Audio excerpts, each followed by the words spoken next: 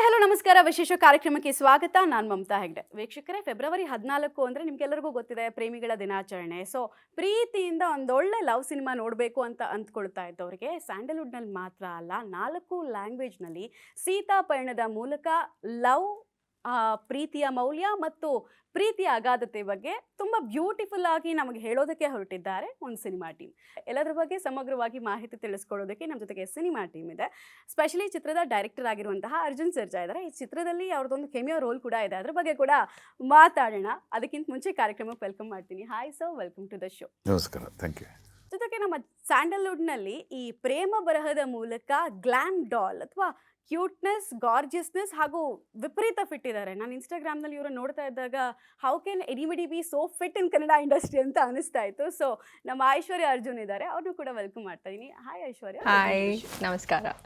ಅದೇ ರೀತಿ ಈ ಚಿತ್ರದ ಪ್ರಾಮಿಸಿಂಗ್ ಫೇಸ್ ಮತ್ತು ಹ್ಯಾಂಡ್ಸಮ್ ಹಂಗ್, ಈಗಾಗಲೇ ಹುಡುಗಿಯರ ಹೃದಯವನ್ನು ಕದಿಯುವಲ್ಲಿ ಯಶಸ್ವಿಯಾಗಿರುವ ಪ್ರಾಮಿಸಿಂಗ್ ಆ್ಯಕ್ಟರ್ ಇದ್ದಾರೆ ನಮ್ಮ ಜೊತೆಗೆ ನಿರಂಜನ್. ಅವ್ರನ್ನೂ ಕೂಡ ವೆಲ್ಕಮ್ ಮಾಡ್ತಾ ಇದ್ದೀನಿ. Hi Niranjan, welcome to the show.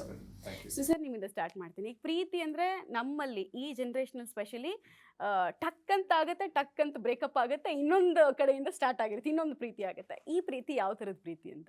ಇಲ್ಲ, ಟಕ್ಕನ್ ಸ್ಟಾರ್ಟ್ ಆಗಿ ಟಕ್ ಅಂತ ಫಿನಿಶ್ ಆಗುತ್ತಲ್ಲ, ಹಂಗಿರಬಾರ್ದು ಅನ್ನೋದೇ ನಮ್ಮ ಈ ಚಿತ್ರದ ಒಂದು ಮುಖ್ಯವಾದ ಒಂದು ಪಾಯಿಂಟು.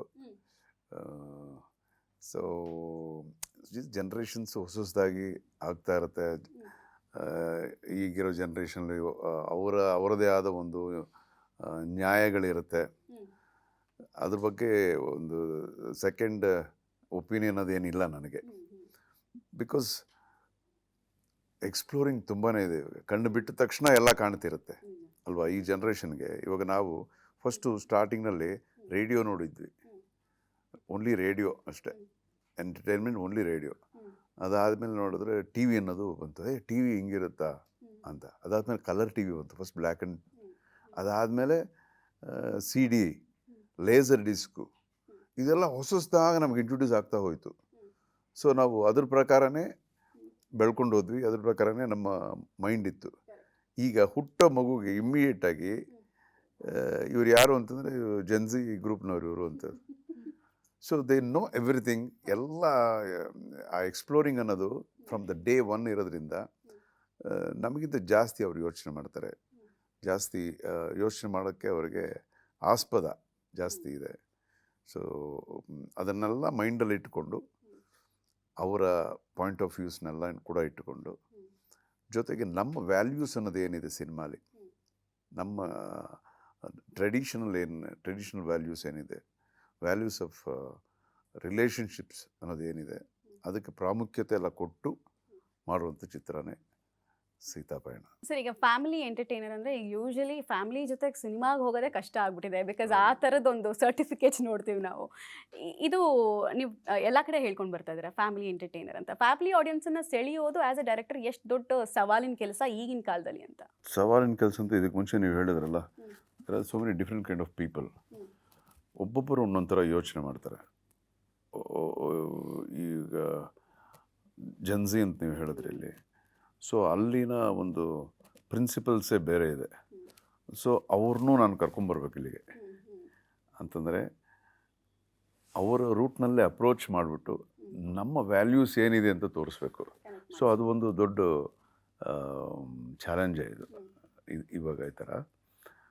ಬಟ್ ನಿಜ ಅನ್ನೋದು ನಾವು ಹೇಳೋವಾಗ ಗ್ಯಾರಂಟಿ ಅದರೊಳಗೆ ಒಂದು ಕಾನ್ಫಿಡೆನ್ಸ್ ಇರುತ್ತೆ ನಮಗೆ. ಅದು ಗ್ಯಾರಂಟಿ ಹೋಗಿ ಜನಗಳಿಗೆ ಸೇರುತ್ತೆ ಅನ್ನೋ ಒಂದು ನಂಬಿಕೆ ತುಂಬಾ ಇದೆ ನನಗೆ.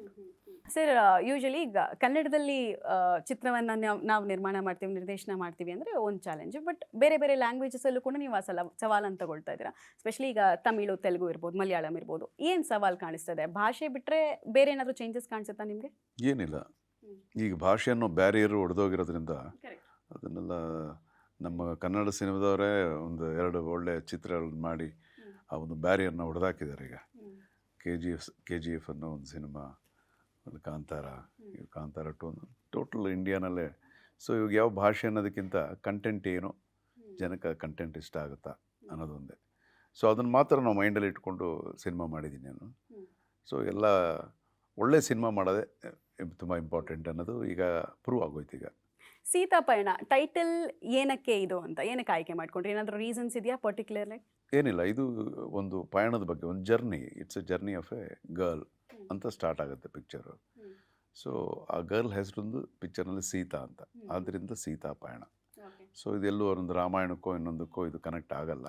ಬಟ್ ಆಗ ಆ ಕ್ಯಾರೆಕ್ಟರ್ಗಳು, ಆ ದೊಡ್ಡ ದೊಡ್ಡ ಕ್ಯಾರೆಕ್ಟರ್ಗಳಲ್ಲಿ ಇದ್ದಂಥ ಒಂದು ಒಳ್ಳೊಳ್ಳೆ ಪ್ರಿನ್ಸಿಪಲ್ಸು ಅದೆಲ್ಲ ಇದರೊಳಗೆ ಇರುತ್ತೆ. ನಿರಂಜನ್ ಅವ್ರನ್ನ ಯಾಕೆ ಆಯ್ಕೆ ಮಾಡ್ಕೊಳ್ಬೇಕು ಅನಿಸ್ತು? ನಿರಂಜನ್ ಒಂದು ಫುಲ್ ಪ್ಯಾಕೇಜು, ಒಂದು ಪ್ಯಾಕೇಜ್ ನೋಡಿದ್ರೆ ಏನೇನಿರುತ್ತೆ ನಮಗೆ. ಸೊ ಎಲ್ಲ ಕಲ್ತ್ಕೊಂಡು ಬಂದಿದ್ದಾರೆ. Full is a very trained actor. ಸಿನಿಮಾಗೆ ಬೇಕಾಗಿರೋದು ಹೀರೋಗೆ ಏನೇನು ಬೇಕು ಅದೆಲ್ಲ ಇರೋವಂಥ ಒಂದು actor. Performance he can perform, dance, fight ಎಲ್ಲ ಇರೋವಂಥ ಇದು. ಜೊತೆಗೆ ಒಂದು ದೊಡ್ಡ ಕಟೌಟು, 6'6" ಆಮೇಲೆ ಇನ್ನೊಂದು ಅವ್ರ ಲೆಗೆಸಿ, ಅವರ ಚಿಕ್ಕಪ್ಪ ಅವರ ಲೆಗೆಸಿ, ಉಪೇಂದ್ರ ಅವರ ಅಣ್ಣನ ಮಗ ಅಲ್ವಾ. ಸೊ ಮೇಯ್ನ್ ಅದಲ್ಲ, main it is only for his capabilities. So ನೋಡಿದ ತಕ್ಷಣ ನನಗಾರ ಈ ಕ್ಯಾರೆಕ್ಟರ್ ಇದೆ ಕರೆಕ್ಟಾಗಿ ಸೂಟ್ ಆಗುತ್ತೆ ಅಂತ ನಮ್ಮ ಧ್ರುವನೇ ಹೇಳಿದ್ದು. ನಾನು ಫಸ್ಟ್ ನೋಡಿರಲಿಲ್ಲ. ನಮ್ಮ ಧ್ರುವ ಮಮ್ಮ ಈ ಫೋಟೋ ಸ್ವಲ್ಪ ನೋಡಿ ಅಂತ ಹೇಳಿದಾಗ, ಅರೇ ಚೆನ್ನಾಗಿದ್ದಾರಲ್ಲ ಯಾರು ಇದು ಅಂತಂದಾಗ ಉಪೇಂದ್ರ ಅವ್ರ ಅಣ್ಣನ ಮಗ ಅಂತ ಗೊತ್ತಾಯಿತು. ಸೊ ಇನ್ನೇನಂತೆ, ಹೌದೌದು ಹೌದು. ಮೇಯ್ನ್ ಇವಾಗೆಲ್ಲ ಇವರು ಇಂಥವ್ರ ಮಗ, ಇಂಥವ್ರ ಇದು ಅಂತ ಅನ್ನೋದಕ್ಕಿಂತ ಅವ್ರ ಕೆಪಾಸಿಟಿ ಏನು ಅನ್ನೋದ್ರಲ್ಲೇ ಅವ್ರು ನಿಂತ್ಕೋತಾರೆ ಯಾವಾಗಲೂ. ಐ ಮೀನ್ ಪರ್ಮನೆಂಟಾಗಿ ನಿಂತ್ಕೋಬೇಕು ಅಂತಂದರೆ ತುಂಬ ದೀರ್ಘಕಾಲ. ಸೊ ಹಾಗಾಗಿ is A trained actor. Arjun sir, ನಿಮ್ಮ ಪಾತ್ರ ಏನು ಈ ಚಿತ್ರದಲ್ಲಿ ಅಂತ ಒಂದು ಸಸ್ಪೆನ್ಸ್ ಇಟ್ಟಿದ್ದೀರಾ, ಎಲ್ಲೂ ಏನನ್ನೂ ಬಿಟ್ಕೊಡ್ತಾ ಇಲ್ಲ, ಬಟ್ ಯಾವ ಥರದ ಪಾತ್ರ ಅಂತ? ಇದು ನನ್ನ ಕ್ಯಾಮಿಯೋ. ಇದು ನಂದು ಅಷ್ಟೇ, ಧ್ರುವಂದು ಅಷ್ಟೇ ಕ್ಯಾಮಿಯೋ. ಸೊ ಅದರಲ್ಲೂ ಸುಮ್ಮನೆ ಏನೋ ನಾನು ಡೈರೆಕ್ಟ್ ಮಾಡಿ ಪ್ರೊಡ್ಯೂಸ್ ಮಾಡ್ತೀನಿ, ನಾನು ಈ ಸಿನಿಮಾಲಿ ಇರಬೇಕು ಅನ್ನೋ ಒಂದು ಇದರಲ್ಲಿ ಇಲ್ಲ. It is A very very purposeful cameo. So ನಾನೇ ಈ ಥರದೊಂದು ಪಾತ್ರ ಮಾಡಿಲ್ಲ. ನೀವು ನೋಡಿದ್ರೆ ಗ್ಯಾರಂಟಿ ಗೊತ್ತಾಗುತ್ತೆ ನಾನೇನು ಹೇಳ್ತಾ ಇದ್ದೀನಿ ಅಂತ.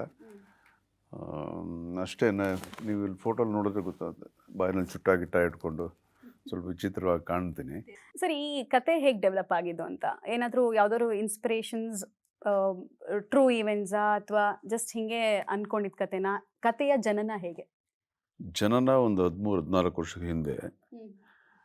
ಸೊ ಲೈಫ್ನ ನಾವು ನೋಡ್ತಿರ್ತೀವಲ್ಲ, ತುಂಬ ವಿಚಾರಗಳನ್ನ ನಾವು ನೋಡ್ತಿರ್ತೀವಿ. ನೋಡಿದಾಗ ಅರೆ ಇದು ಯಾಕೆ ಹೀಗಿರಬಾರ್ದು ಅಂತ ಅಂದ್ಕೊಂಡಿದ್ದಾಗ ಸ್ಪಾರ್ಕ್ ಆಗಿದ್ದೆ ಒಂದು ಲೈನು. ಸೊ ಅವಾಗ ಅಂದ್ಕೊಂಡೆ. ಅದಾದಮೇಲೆ ಐಶು ಜೊತೆ ಸಿನಿಮಾ ಮಾಡಬೇಕು ಅಂತ ಪಿಕ್ಚರ್ ಡಿಸೈಡ್ ಮಾಡಿದಾಗ ಈ ಕತೆ ಚೆನ್ನಾಗಿರುತ್ತಲ್ಲ, ಈ ಕತೆ ನಾವು ಮಾಡಿದ್ರೆ ಚೆನ್ನಾಗಿರುತ್ತೆ ಅಂದ್ಕೊಂಡು ಸ್ಟಾರ್ಟ್ ಮಾಡಿದ್ವಿ. ಆ ಸ್ಪಾರ್ಕ್ ಏನು ಅನ್ನೋದು ನೀವು ಸಿನಿಮಾಲಿ ನೋಡ್ಬೋದು. ಬಿಕಾಸ್ ಅದು ಹಂಗೆ ಹೇಳಿಬಿಟ್ರೆ ಅಷ್ಟು ಚೆನ್ನಾಗಿರಲ್ಲ. ಶೂಟಿಂಗ್ ಲೊಕೇಶನ್ ಸೆಟ್ಸ್ ಬಗ್ಗೆ ಹೇಳಿ ಸರ್, ಎಲ್ಲೆಲ್ಲಿ ಶೂಟ್ ಆಗಿದೆ ಸಿನಿಮಾ? ಇದು ತುಂಬ ಬಹುತೇಕ ಆಂಧ್ರಲ್ಲಿ ಶೂಟ್ ಮಾಡಿದ್ವಿ. ಬಿಕಾಸ್ ಆಫ್ ಒಂದು ಬ್ಯಾಕ್ ಡ್ರಾಪ್ ಬೇಕಾಗಿತ್ತು ನನಗೆ. ಪಿಕ್ಚರ್ ನೋಡಿದಾಗ ಗೊತ್ತಾಗುತ್ತೆ ನಿಮಗೆ, ಆ ರೋಡ್ಸು, ಬ್ಯಾಕ್ ಡ್ರಾಪು ನನ್ನ ಮೈಂಡಲ್ಲಿ ನಾನು ಕನ್ಸೀವ್ ಮಾಡಿದ್ದು ಅದೆಲ್ಲ ಕರೆಕ್ಟಾಗಿ ನನಗೆ ಅಲ್ಲಿ ಸಿಕ್ತು. ಸೊ ತುಂಬ ಔಟ್ಡೋರ್ಸ್ನಲ್ಲೆಲ್ಲ ವೈಜಾಗು ಅಲ್ಲೆಲ್ಲ ಶೂಟ್ ಮಾಡಿದ್ವಿ. ಅರ್ಜುನ್ ಸರ್, ಈಗ ಈ ಸಿನಿಮಾನ ಥಿಯೇಟರ್ನಲ್ಲಿ ನೋಡಿದ ಮೇಲೆ ಥಿಯೇಟರಿಂದ ಆಚೆ ಹೋಗಬೇಕಾದ್ರೆ ಯಾವುದಾದ್ರೂ 2 ಪಾತ್ರದ ಬಗ್ಗೆ ಜನ ಹಾಂಟ್ ಮಾಡುತ್ತೆ, ಕಾಡುತ್ತೆ ಈ ಪಾತ್ರ ಅಂದರೆ ಯಾವ ಪಾತ್ರ ಚಿತ್ರದಲ್ಲಿ ಅಂತ? ಧ್ರುವ, ಸತ್ಯರಾಜ್, ಪ್ರಕಾಶ್ ಎಲ್ಲರೂ. ನಿಮ್ಮ ಪ್ರತಿ ಸಿನಿಮಾದಲ್ಲೂ ಸನಾತನ ಧರ್ಮಕ್ಕೆ ಸಂಬಂಧಪಟ್ಟಂತೆ ಏನೋ ಒಂದು ಮೆಸೇಜನ್ನು ಸಟಲ್ ಆಗಿ ಕೊಡ್ತೀರಾ, ಕೆಲವು ಕಡೆ ಜೋರಾಗಿ ಕೊಡ್ತೀರಾ. ಇಲ್ಲಿ ಗೋಮಾತೆಗೆ ಸಂಬಂಧಪಟ್ಟಂತೆ ಹೇಳಿದ್ರಿ ಅಂತ ನಾನು ಕೇಳ್ಪಡ್ತಾ ಇದ್ದೆ. ಸೊ ಯಾಕೆ ಎಲ್ಲ ಸಿನಿಮಾದಲ್ಲೂ ಇತ್ತೀಚೆಗೆ ಕಂಪಲ್ಷನ್ ಮಾಡ್ಕೊಳ್ತಾ ಇದ್ದೀರಾ? ಇಲ್ಲ, ಕಂಪಲ್ಷನ್ ಏನಿಲ್ಲ. That is our way of life. ನಾವು ಬೆಳ್ಕೊಂಡು ಬಂದಿದ್ದು ಹಾಗೆ, ಇನ್ನು ಮುಂದೆ ಇರೋದು ಹಾಗೆ, ನಮ್ಮ ತಂದೆ ತಾಯಿಗಳು ನಮ್ಗೆ ಹೇಳ್ಕೊಟ್ಟಿದ್ದ ಹಾಗೆ, ನಮ್ಮ ಟ್ರೆಡಿಷನ್ ಕೂಡ ಹಾಗೇನೆ. ಸೊ ಸನಾತನ ಧರ್ಮ ಅಂತ ಏನಂತ ಹೇಳ್ತೀವಿ, ತಂದೆ ತಾಯಿಗಳನ್ನ ಚೆನ್ನಾಗಿ ನೋಡ್ಕೊಳ್ಳೋದು ಕೂಡ ಸನಾತನ ಧರ್ಮದಲ್ಲಿದೆ. ಸೊ ಸರ್, ರಿಲೀಸ್ ಪ್ಲಾನ್ಸ್ ಬಗ್ಗೆ ಹೇಳಿ. ಈಗ ರಿಲೀಸ್ ಪ್ಲಾನ್ಸ್ ಏನಿಲ್ಲ. ಫೆಬ್ರವರಿ 14 ಪಿಕ್ಚರ್ ರಿಲೀಸ್ ಮಾಡ್ತಾ ಇದ್ದೀವಿ ಎಲ್ಲ ಭಾಷೆಗಳಲ್ಲೂ. ಆ್ಯಂಡ್ ಓವರ್ಸೀಸು ಎಲ್ಲ ಜಾಗದಲ್ಲಿ ಪಿಕ್ಚರ್ ರಿಲೀಸ್ ಮಾಡ್ತಾ ಇದ್ದೀವಿ. ಎಲ್ಲ ಪ್ರಿಪ್ರೇಷನ್ ಆಗಿದೆ. ಸೊ ವೆಯ್ಟ್ ಮಾಡ್ತಾ ಇದೀವಿ ಜನಗಳ ಇಷ್ಟು ದಿನ ಎಲ್ಲ ನಾವು ಏನೇ ಮಾತಾಡಿದ್ರು ನಮ್ಮ ಪಿಕ್ಚರ್ ಚೆನ್ನಾಗಿದೆ, ಚೆನ್ನಾಗಿ ಮಾಡಿದ್ರು, ನಾವು ಹೇಳ್ಕೊಳ್ಳೋದು ಇಂಪಾರ್ಟೆಂಟ್ ಅಲ್ಲ. ಜನಗಳು ನೋಡೋ ಜನಗಳು ಇದ್ರ ಬಗ್ಗೆ ಏನು ಹೇಳ್ತಾರೆ ಅನ್ನೋದನ್ನು ನಿಜವಾಗ್ಲೂ ಇದು ಎಷ್ಟನೇ ಪಿಕ್ಚರ್ ಆಗಿದ್ರೂ ಸರಿ ನರ್ವಸ್ನೆಸ್ ಇದ್ದೇ ಇದೆ. ಜನಗಳದು ಕೂತ್ಕೊಂಡು ಅರೆ ಚೆನ್ನಾಗಿದೆ ಅಂತ ಅನ್ನೋವರೆಗೂ ಆ ಒಂದು ಫೀಲ್ ಇದ್ದೇ ಇದೆ. ಸೊ ಕಷ್ಟಪಟ್ಟು ಸಿನಿಮಾ ಮಾಡಿದ್ದೀವಿ, ಜನಗಳನ್ನು ನೋಡಿ ಅದನ್ನು ಹೇಳೋದು ಅಷ್ಟೇ, ಇನ್ನೇನಿಲ್ಲ.